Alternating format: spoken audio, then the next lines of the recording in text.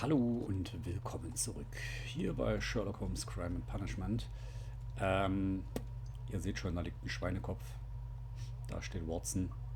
Da hängt ein dickes Schwein. Ich darf jetzt ein Experiment machen und mit einer Harpune auf ein Schwein schießen. Ja, kann ich mich hier noch umgucken? Hier scheint Holmes öfter mal Experimente zu machen, wenn ich mir das angucke. Well, here we are in the preparation room. I can't say that I like the smell of it much. What do you intend to do? To indulge myself in a little experiment. The challenge of lancing a pig's carcass with a heavy harpoon. A little experiment? Stand aside, Watson. This might be dangerous. I am not well practiced in this exercise. Yet. Holmes, you should aim for the mark in order to perform the most reliable test. Okay.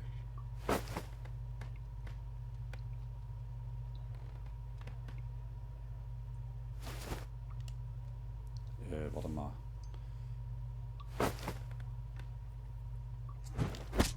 Holmes, you should try to aim better and throw as hard as you can. Ja. Das hat nicht so ganz funktioniert.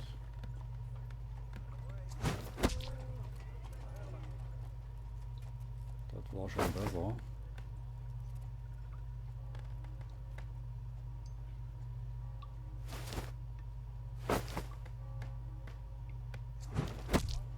Nee, das war wieder... Ich muss diesen Balken unten erwischen.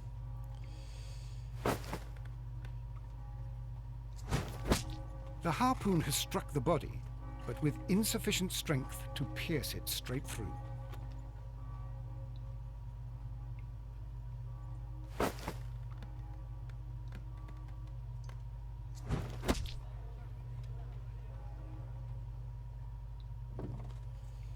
This is the best possible result that I could get.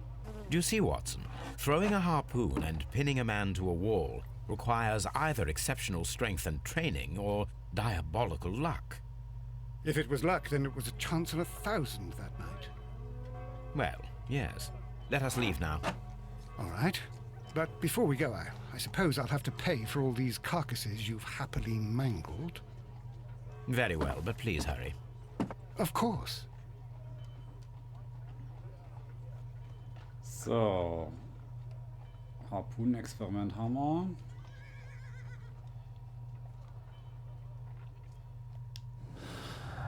Hier gibt's was. Nötige Kraft.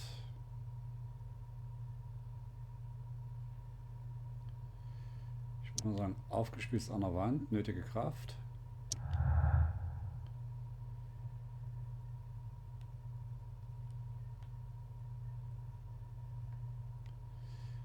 Wenn man sich hier anguckt, was hier noch alles kommt, ne? Also.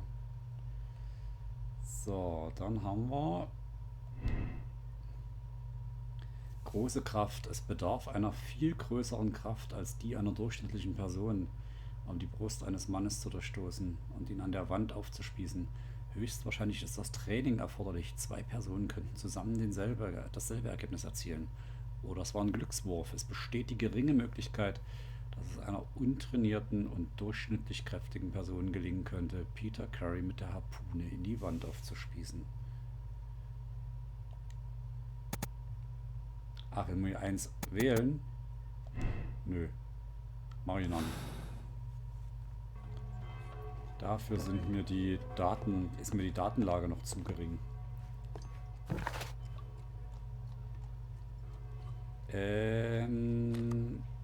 Scotland? Nee. Wir gucken uns mal um oben.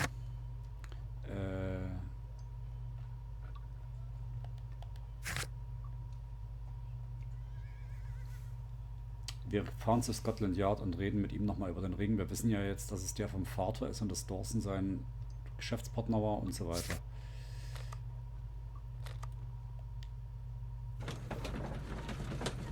Weil...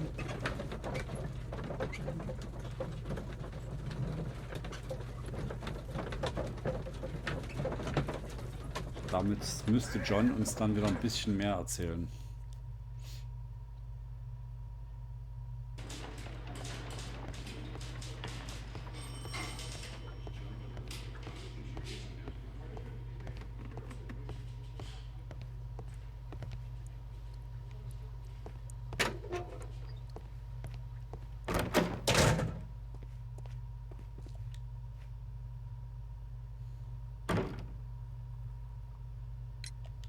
I have heard the story of Dawson and Nelligan, the West Country bankers.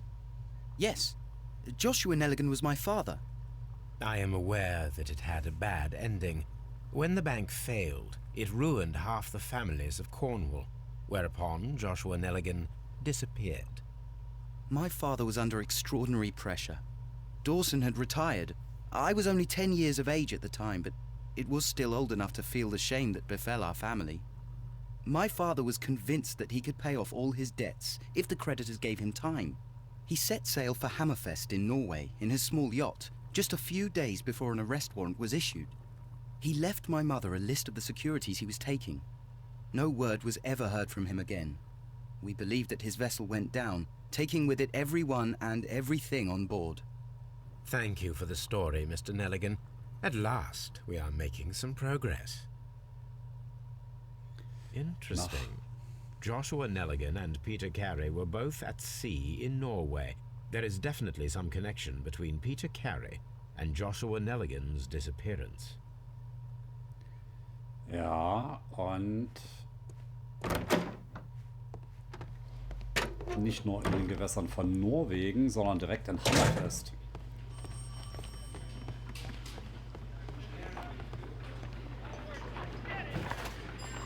Das heißt Woodman's Lee. Und wir gucken uns die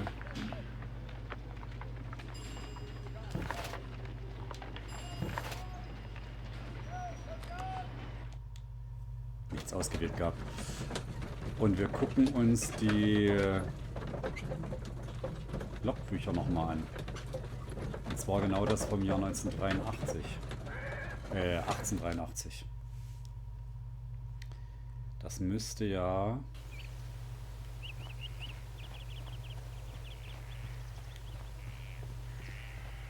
das Jahr sein, in dem Nelligan verschwunden ist. 1883. That's the one I need. This is the crew list of the Sea Unicorn. Peter Carey, Captain. Charles Ellison, erster Moment. This is the crew list of the Sea Unicorn. CA HJ JL PCH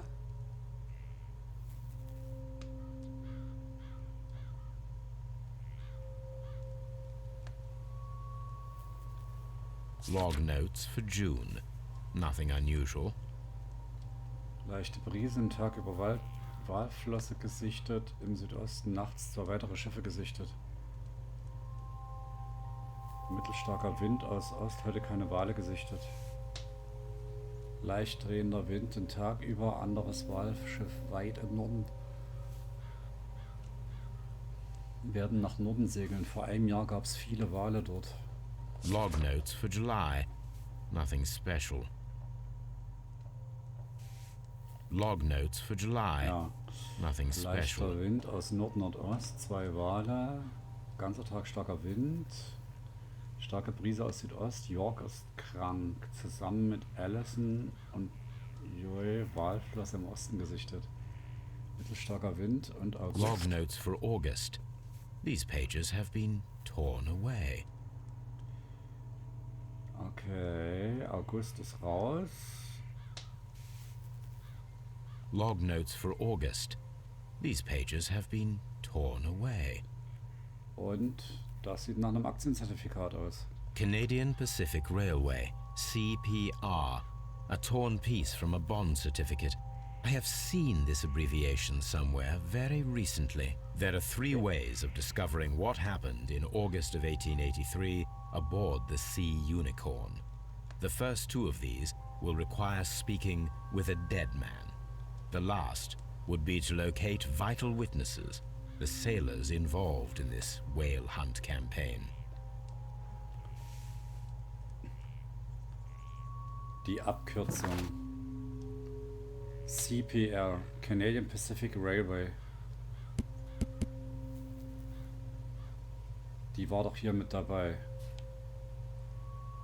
Da, CPR, Canadian Pacific Railway. Das sind die Aktien Abkürzungen.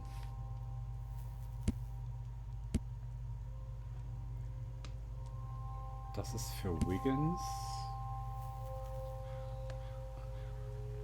Das war ein Logbuch des Jahrhundert gefunden, August 1883. Allerdings die Seite herausgerissen wurde.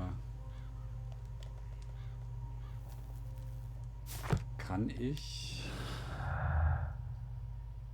Nelligans Notizbuch?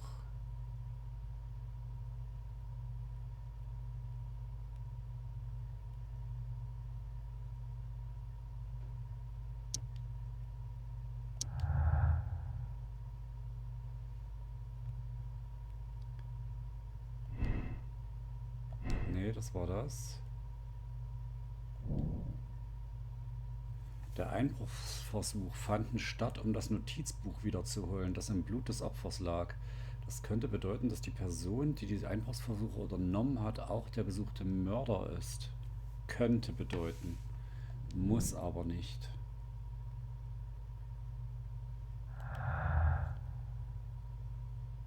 Fehlende Blechkiste. Nee, das geht nie.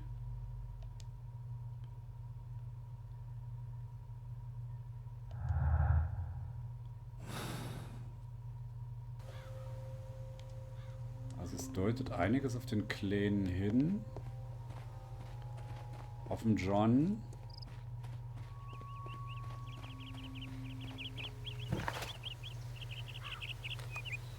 Mal zur Baker Street.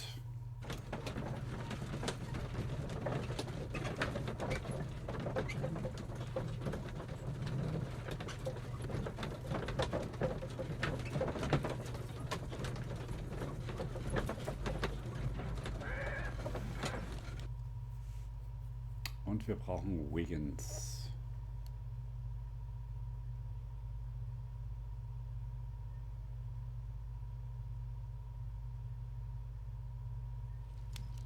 Something new, Watson. I have the list of sailors who were aboard the Sea Unicorn. We shall soon learn what happened to Nelligan's father.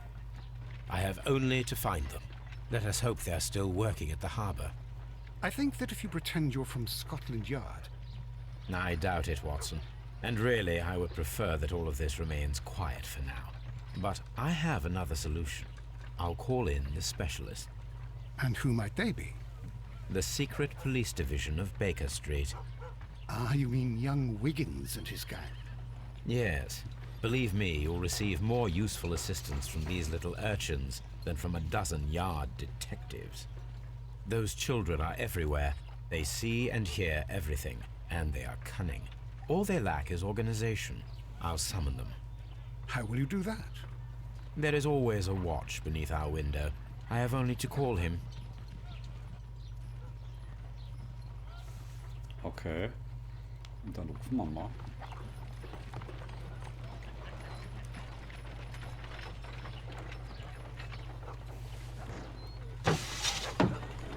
Wiggins, could you come upstairs, please? At your service, Mr. Holmes. Wiggins, I need you to track down certain people for me. I'll give you a list. You can read, can't you? Big Oliver from our gang. He can, because his father is the coachman of a famous lawyer. Fascinating. Here is the list of sailors. Sailors? Easy. Just got to look where the rum and the red lights are. Hat er nicht Sorry ganz to unrecht. trouble you, Mr. Holmes, but the inspector asks that you come to the station as soon as possible. Thank you. I'll be there shortly. Okay. Wir sollen... Good gracious, you caught someone. At least now you have a suspect. Ja. Aber das ist mir irgendwie... Der ist mir nie... Ja, John Hege... John... Ihr wisst schon.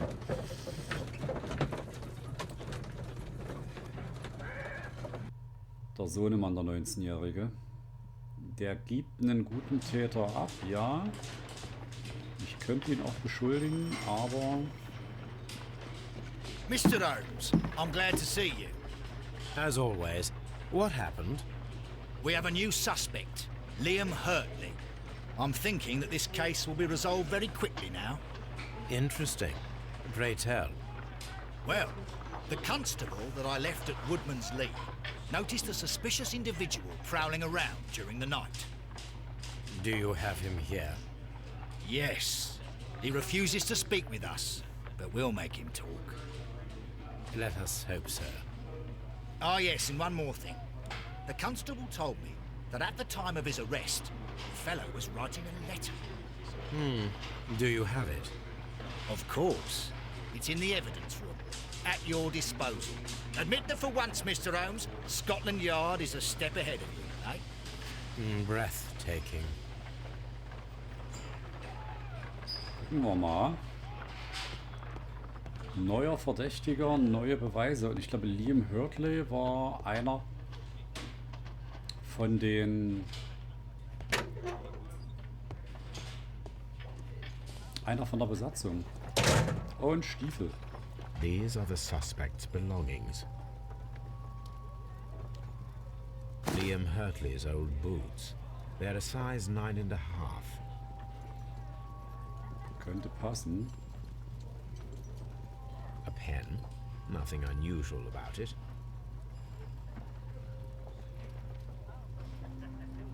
The stains are fresh. They can be removed with the proper chemicals. Okay. Da müssen wir wohl mal ran in unserem Labor. Gucken wir uns noch mal kurz an hier, den guten. Sitzt der dort? Nee, da ist niemand. Please escort this suspect for interrogation. Allow me to introduce myself. My name is Sherlock Holmes. I would like to ask you a few questions. I've already told the police that I've nothing to say. And you're not even part of the police. Precisely, and considering your situation, it might be wise to speak with someone who is, shall we say, rather more neutral. You are a suspect in a murder case. I know. Inspector Lestrade told me. It's ridiculous. Could you at least tell me who you are, and exactly what happened that you should be brought here? My name is Liam Hurley. That I can tell you. But you're not getting any more than that. Well, we shall see. Das wollte ich auch gerade sagen, weil wir können ihn uns ja anschauen.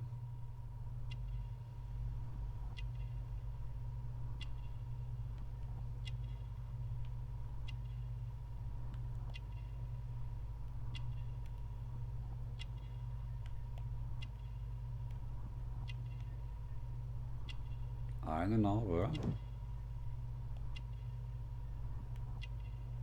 Die ist aber alt.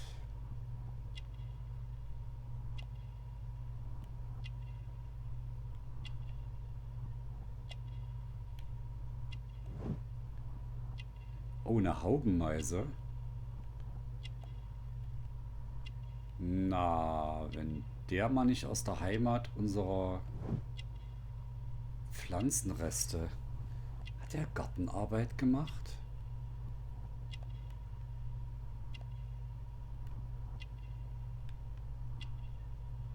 Eine Sache fehlt noch.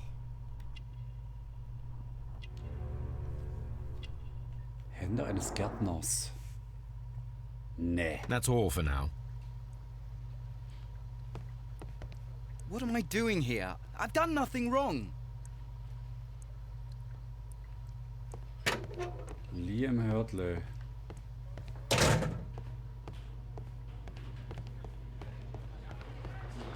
Ist der etwa doch ein Gärtner und sie hat uns angelogen?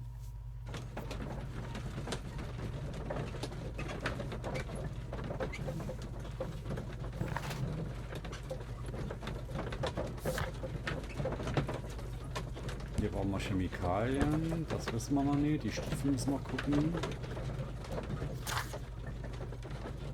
Ja, mal Liam Hurley.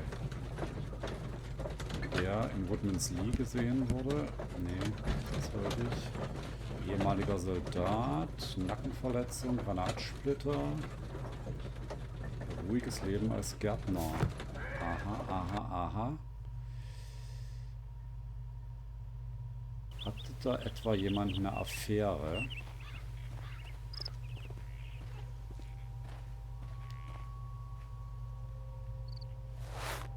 Hurleys Stiefel. These boots match the footprints exactly. Er war das.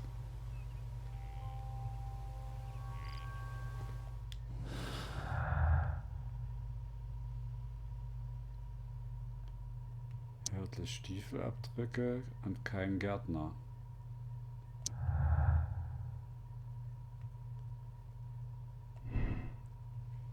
Große Kraft Glückswurf, das kennen wir ja. Ungeklärte Anwesenheit. Liam Hurleys Stiefel passen perfekt zu den Abdrücken im Garten von Woodman's Lee, was beweist, dass er dort gewesen ist. Doch Judith Carey behauptet, es gäbe keine Gärtner in Woodman's Lee. Die Sache ist aber, der kommt aus der gleichen Region wie sie.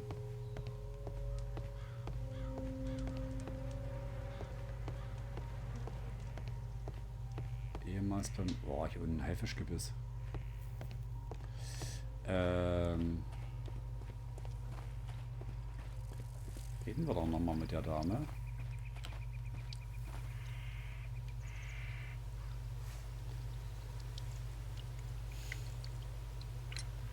Does the name Liam Hurley mean anything to you? No, I don't know anyone by that name. Thank you, madam. Lügst du mich an? Who could do such a thing? My poor husband. Lügst du mich etwa an?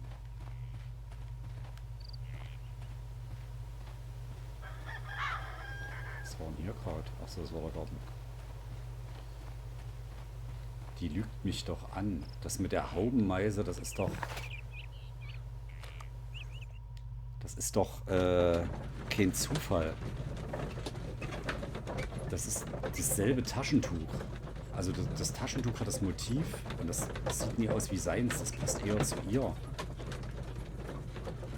Die hatte doch garantiert eine Affäre mit dem.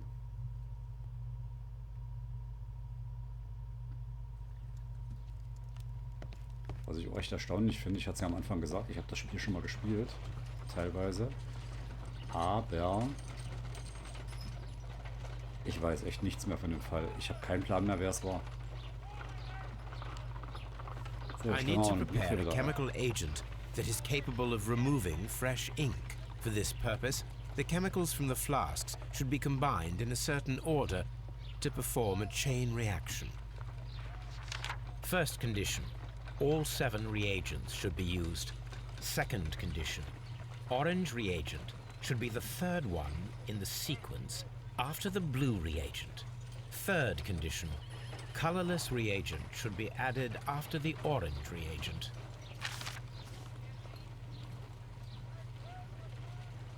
Okay, ich muss alle 7 benutzen.